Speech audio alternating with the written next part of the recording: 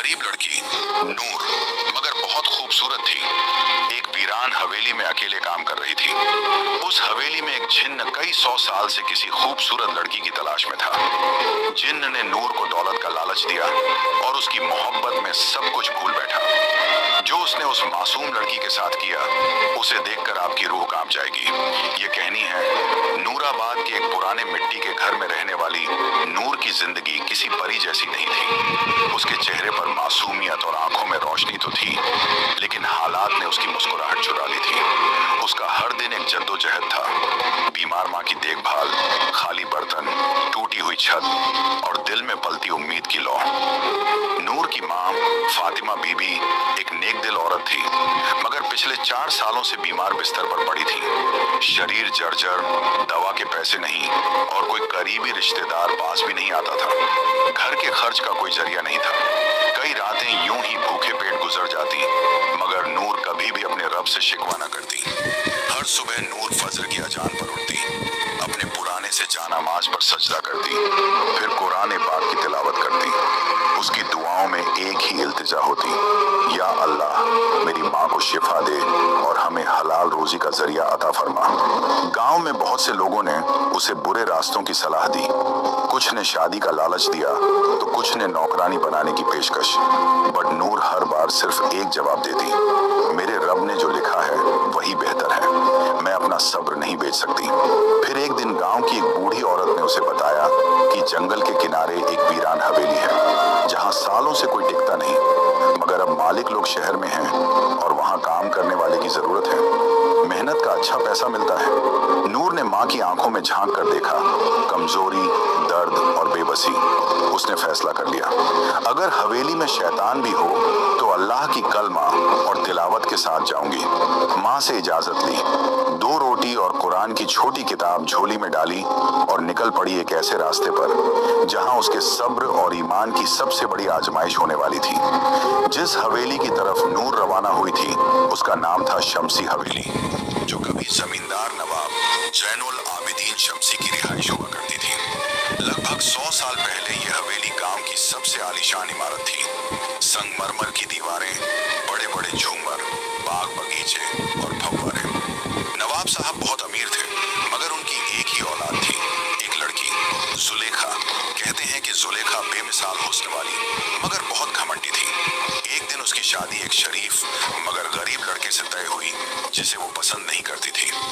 उसी रात जुलेखा ने खुद को हवेली के सबसे ऊपरी कमरे में बंद कर लिया और सुबह उसकी लाश झूमर से लटकी हुई मिली। मगर अजीब बात यह थी कि उसके चेहरे पर गुस्से की शिकन थी, जैसे वो मरने के बाद भी किसी से नफरत कर रही हो। उसके बाद उस हवेली में अजीब घटनाएं होने लगी। नौकर चाकर गायब होने लगे, कुछ पागल हो गए, कुछ बड़बड़ाते हुए जंगलों में भटकते पाए गए। गांव के बुजुर्ग बताते हैं कि हवेली की दीवारों में किसी ने काले इल्म का सहारा लेकर जिन्नात को कैद किया था, जो अब आजाद घूमते हैं। कई लोगों ने दावा किया कि रात के वक्त हवेली से किसी लड़की की रोने की आवाजें आती हैं। कुछ ने झरोकों से किसी सफेद लिबास वाली औरत को देखे जाने की बात कही।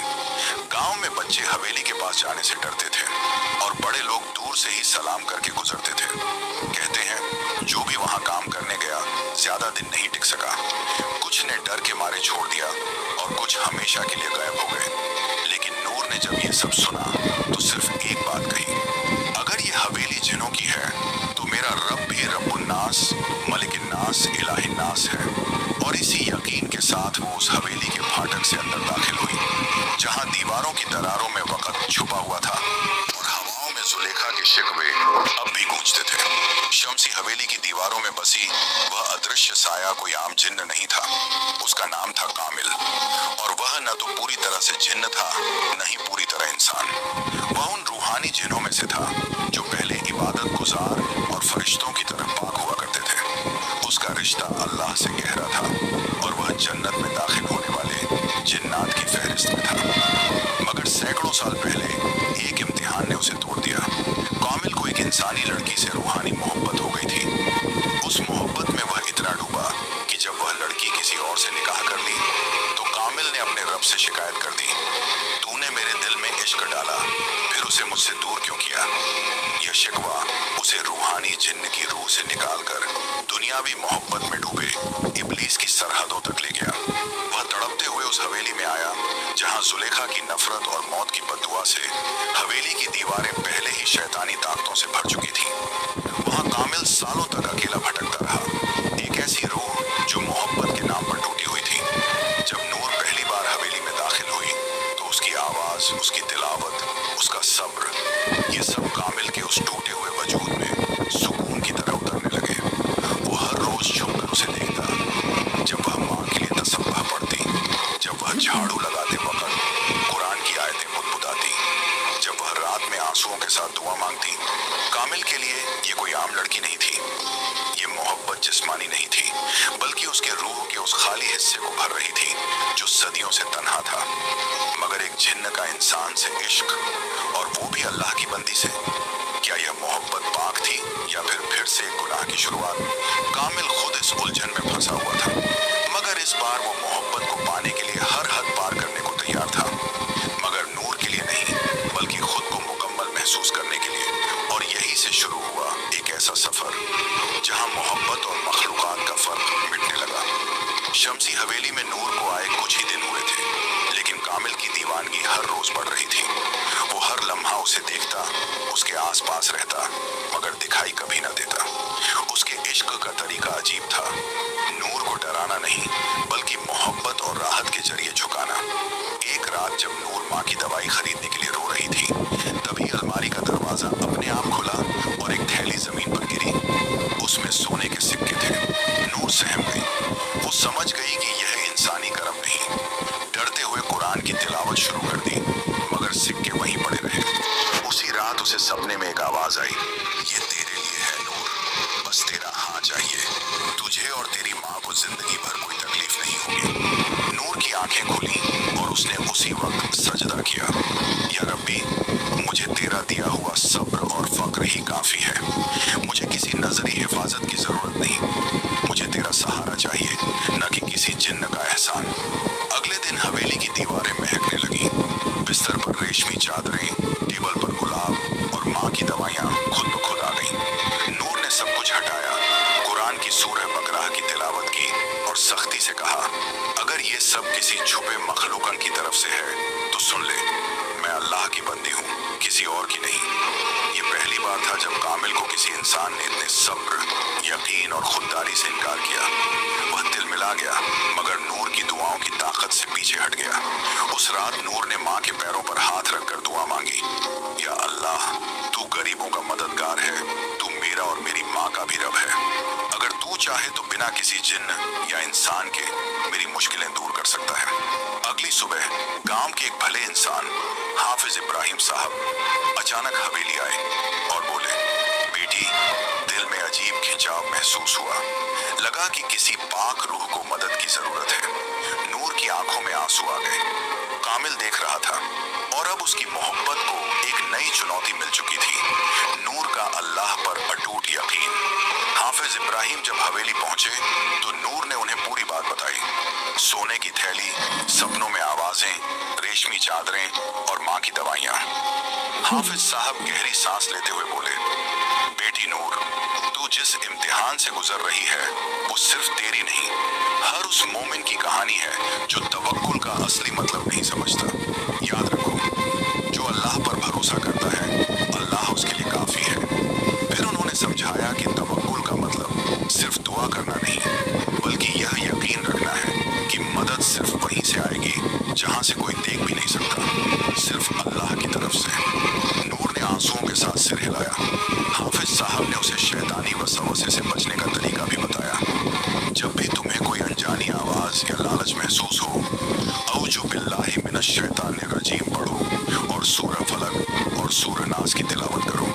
इन दो सूरहों को मुअव्वजातैन कहा गया है, यह हर बुराई से पनाह देती है। उसने एक छोटी सी तस्बीह नूर को दी और कहा, जब भी तुम्हें डर लगे 33 बार या हफीजो, 33 बार या मुकब्बिर पढ़ा करो, अल्लाह की हिफाजत तेरे चारों तरफ ढाल बन जाएगी।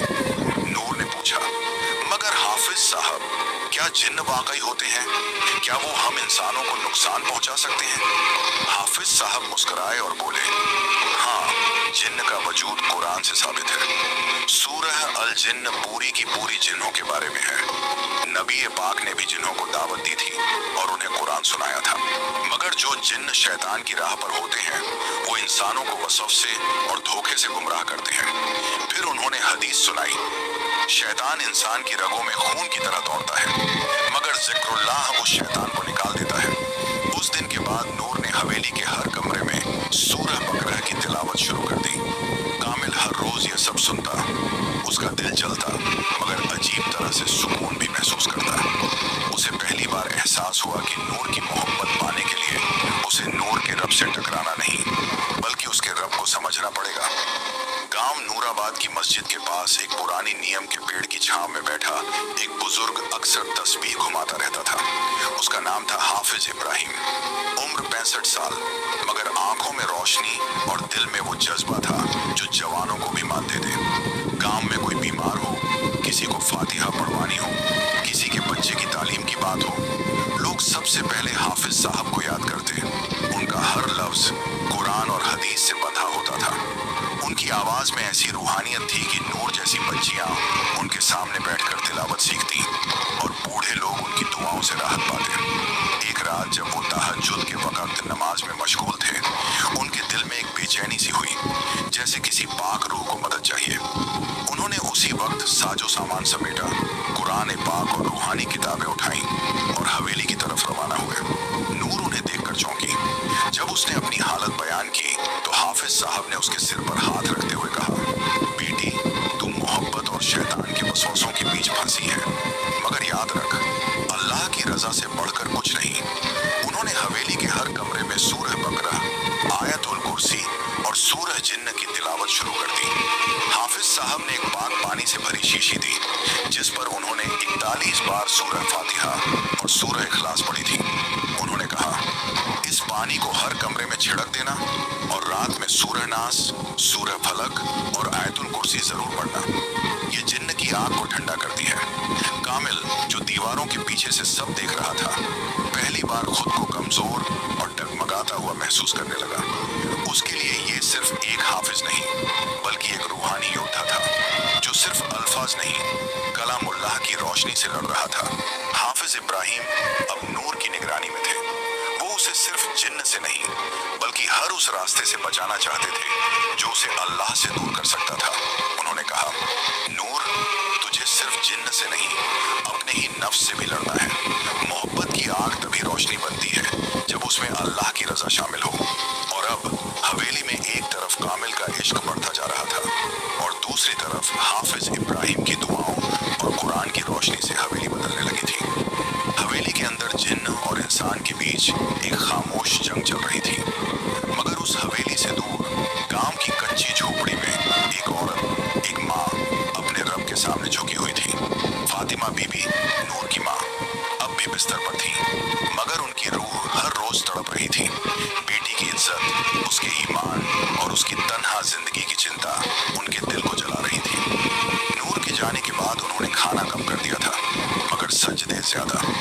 हर रात वो अल्लाह से रो रो कर कहती, या रब्बी, तू जानता है मेरी बेटी कैसी है। वो तेरी राह पर है, तेरी किताब से मोहब्बत करती है और मैंने उसे तुझी पर छोड़ा है। तू उसे किसी गुमराही, किसी जिन्न, किसी इंसानी या शैतानी ताकत से बचा लेना। एक रात जब हवेली में नूर कुरान पढ़ रही थी और कामिल दीवार की ओर से उसे देख रहा था, तभी उसे एक अजीब रूहानी कंपन महसूस हुआ, जैसे कोई नामालूम रोशनी हवेली में दाखिल हो गई हो। कामिल पीछे हटा और पहली बार उसे घुटन महसूस हुई। उस घड़ी में गांव की उसी झोपड़ी में फातिमा बीबी सजदे में थी और कह रही थी, या अल्लाह, अगर मेरी बेटी की हिफाजत के लिए मेरी जिंदगी चाहिए तो तू मुझे उठा ले, मगर उसे हर बुराई से बचा ले। उनकी ये दुआ आसमानों को चीरती हुई अर्श तक पहुंची। कहते हैं, माँ की दुआ अगर सच्चे दिल से निकले तो वो तकदीर भी बदल सकती है। और उस रात कामिल को एहसास हुआ कि नूर अकेली नहीं है। वो उस माँ की दुआओं की हिफाजत में है जिसे अल्लाह से सीधा रिश्ता है। अगले दिन नूर को हवेली की एक खिड़की से सफेद रोशनी सी दिखी और दिल में एक अजीब सुकून। वो समझ गई, اس کی ماں نے ضرور دعا کی ہوگی اور رب نے ضرور سنی ہوگی۔ اس نے قرآن کی ایک آیت دہرائی، اذکرونی اذکرکم، تم مجھے یاد کرو میں تمہیں یاد کروں گا۔ نور کے بار بار انکار اور اللہ کے نام سے پناہ مانگنے سے کامل کی محبت دھیرے دھیرے درد میں اور پھر جنون میں بدلنے لگی تھی۔ پہلے وہ نور کے آس پاس رہ کر بس سکون محسوس کرتا تھا، اب اسے اس کی ہر بات میں اپنی توہین محسوس ہونے لگی۔ میں نے اسے سب کچھ دینا چاہا، امیری، راحت، اس کی ماں کی شفا تک، اور اس نے مجھے ٹھکرا دیا صرف اس لیے کہ میں جن ہوں۔